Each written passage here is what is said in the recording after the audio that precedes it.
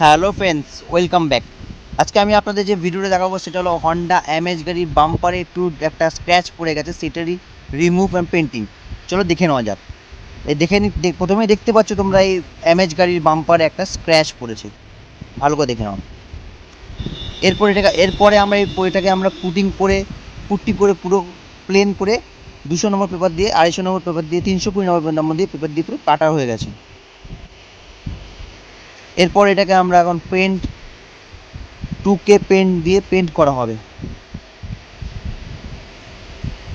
দেখে নাও বন্ধু তোমরা সবাই, আমরা এখন 2K পেন্ট মারছি। যেখানে আমাদের যে জায়গাটা আমাদের স্ক্র্যাচ হয়েছে সেই জায়গাটায় আমরা 2K পেন্ট মারছি। পুরো আগের মতন ম্যাচ হয়ে যাবে, কোথাও কিছু বোঝা যাবে না কি হয়েছিল। 2K পেন্ট করার পর আমরা এরপর আমরা মারবো ক্লিয়ার কোট। যে পজিশনটা আমাদের কাজ হয়েছে সেই পজিশনটাকে আমরা এর উপরে মারবো আমরা ক্লিয়ার কোট, যেটাকে আমরা ল্যাকার বলে থাকি। ল্যাকার মেরে দেওয়ার পরে এই জায়গাটা বোঝা যাবে না কোনখানটা কাজ হয়েছে। দেখো না বন্ধুরা, ল্যাকার মারার পরে কোথায় কাজ হয়েছে কিন্তু বোঝা যাচ্ছে না।